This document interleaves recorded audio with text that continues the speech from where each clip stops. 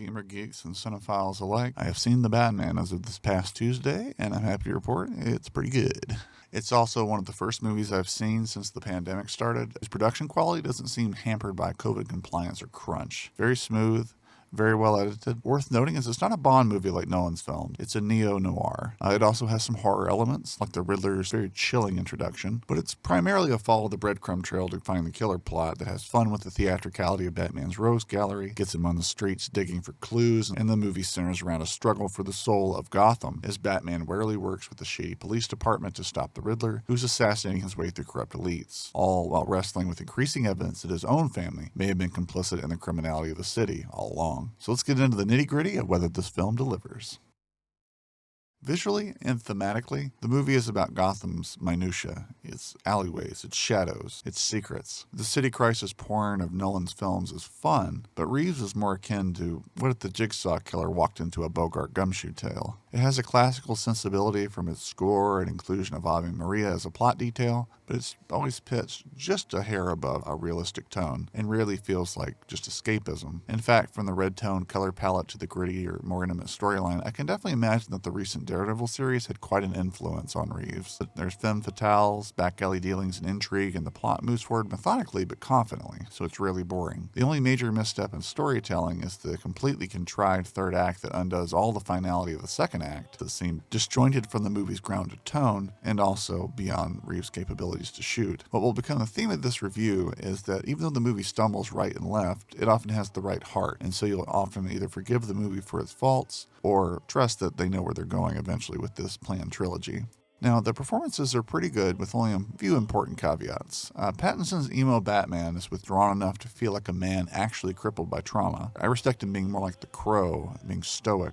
There's even some fun criticism of his perspective as a well-meaning do-gooder, but one who ultimately has not had to deal with a lot of the lack that the people of the city have.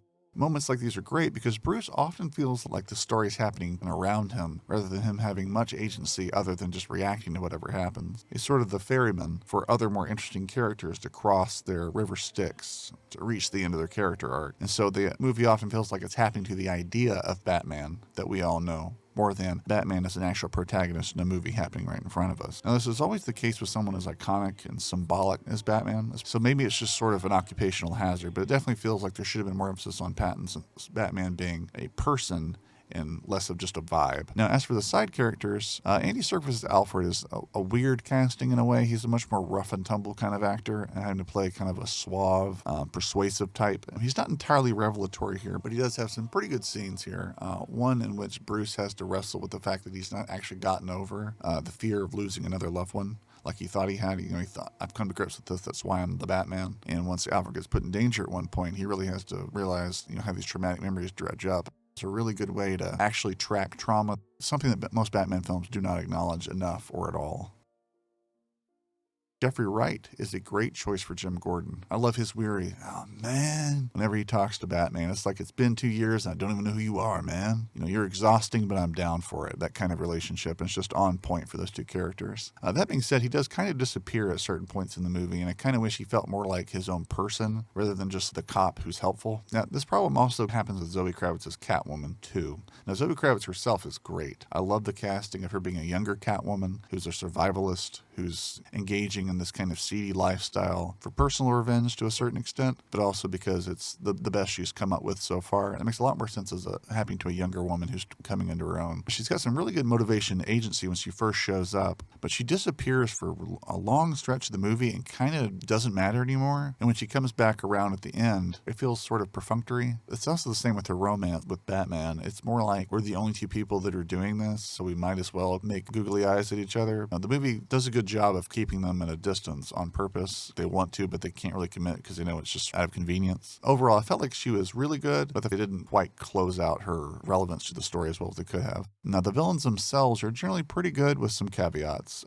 Carmine Falcone, played by John Turturro here, he's a great actor, and it's really cool to see him back in the spotlight. He does his best to imbue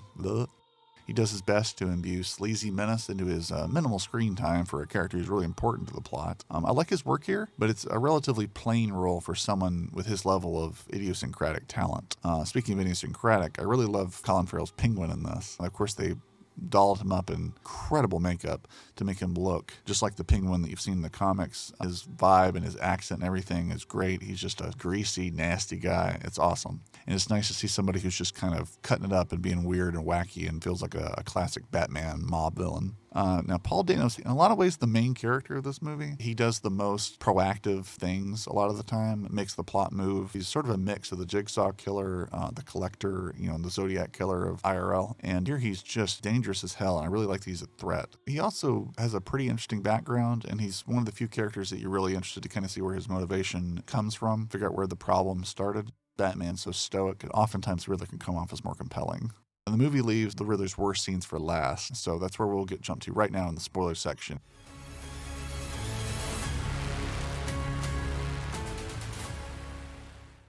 There are a lot of nagging problems. I saw Batman sitting there right in front of a bomb that's been set up, has a timer on it. He sits there, takes the bomb in the face for no reason, just doesn't move. I think he might have a concussion or something. That's it. No visible damage at all.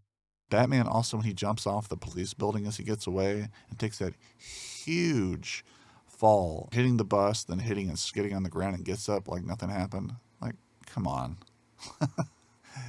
If you're not going to make it believable, don't do it. Now let's get to the Riddler real quick. The Riddler starts off as really creepy and chilling, compelling, and then he gradually gets sloppier and sloppier. He goes through all these elaborate Saw-type horror things to kill the first two people. Then he just sends a bomb to Bruce to blow him up. That's his grand finale. Huh? Okay.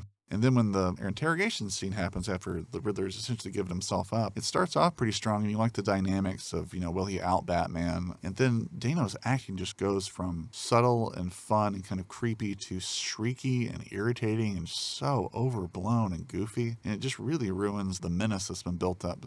Okay, now let's talk real quick about that ridiculous set piece that follows this interrogation scene. So the Riddler, unbeknownst to us, has somehow inspired a whole legion of copycat terrorist cell members to take up arms and somehow get to the top of an extremely well-guarded mayoral event with high-powered rifles. Now, up to this point, he's only tried to kill those people he thinks are harming the city, and yet here he is, willing to kill a mayor-elect that hasn't transgressed against him or the city in any way, and not to mention countless random citizens who he has no motive to kill, and yet is trying to drown.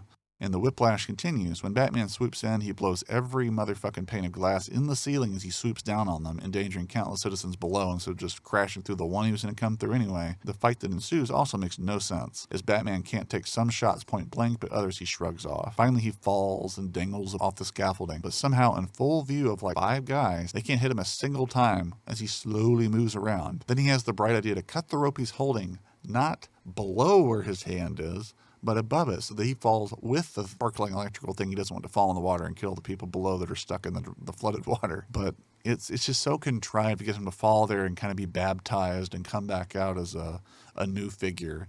And then he, reaches across to the mayor who's been shot and yet is totally fine. She's not even holding her abdomen.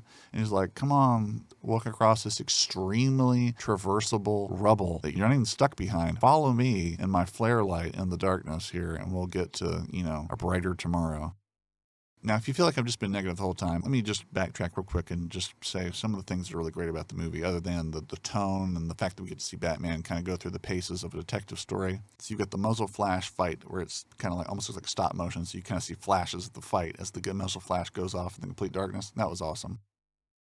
Even more awesome is the introduction of the Batmobile. Just this seething, hellish beast, dragon from hell creation that he's made that just bucks and hum and roars to life, and it's so fulfilling and gratifying when that thing comes out of the shadows and comes after the Penguin. And while that scene itself kind of plays out in a sort of a logical, kind of silly way, it's definitely badass and fun, and I really appreciate that there was some bite and some theatricality that played into the actual action scenes instead of just the moodiness and the stoicism of the rest of the movie. Now, what the movie gets right is a polished pulp feel. It's horrifying and it's punchy, but it's operatic and classical at the same time, and the modulation between these two styles makes the movie pleasant to watch because it just feels good. What felt off to me, though, was kind of the false ending where all the evils feel vanquished and then we arbitrarily raise up the villains yet again in this where did that even come from kind of way. The big set pieces at the end are very badly conceived logically. And the movie also has this bad explanation of when they find out what the Riddler just did. It's very clear visually what just happened, how they got to that puzzle solution. There's also quite a few convenient things that happen, like the DA at one point just spills a conspiracy that no one should know about except the people involved with it. And he tells it to Catwoman Catwoman within like 5 minutes of meeting her, and the excuse that they're going to give is, oh, he's kind of high. Because I'm not buying that. Just too many things that kind of happen that kind of undermine the fun of a detective movie when the bad guys are playing way too fair and into the good guys' hands. This movie's just good. It's not a masterpiece for the ages, as some will say. This review was kind of hard to write because I always felt like I was contradicting myself one sentence to the next, or that I had something to talk back to, like, oh, well, it's shorthand, but it's also that kind of needs to be because we kind of know Batman. But overall, the vibe is right, and despite it being a 3-hour-long movie that just needs some more details in other areas, it's a very enjoyable watch. It's never truly boring. It has some good jokes, some awesome set pieces and effects, and shows an appreciation for Batman that I don't think can be overshadowed even by some sometimes uninspired takes on the material. There's probably going to be two distinct camps of people that like the movie. One who say it's incredible, and others who say, well, I think it's pretty good, but I can see places where it really could have been trued up. And I'll just leave you with my grade. All right, non-functioning is bad, medium is decent, high-functioning medium is a pretty good movie with some noticeable flaws, high-functioning for a pretty great movie. I give The Batman a high-functioning medium. Not amazing, but pretty damn good. Definitely worth the theater showing at least once. I'll be seeing it again in theaters for sure, although I did see The Dark Knight Rises 3 times, and that was a fairly flawed, if fun movie. And I have seen Avatar twice, which is one of the worst fucking pieces of shit I've ever seen in my life, so, you know. So treat my recommendation with some granular sodium. Now, if not in theaters, definitely catch it on HBO Max when it comes out about 45 days after the theatrical run ends. You have to be batshit crazy not to check it out.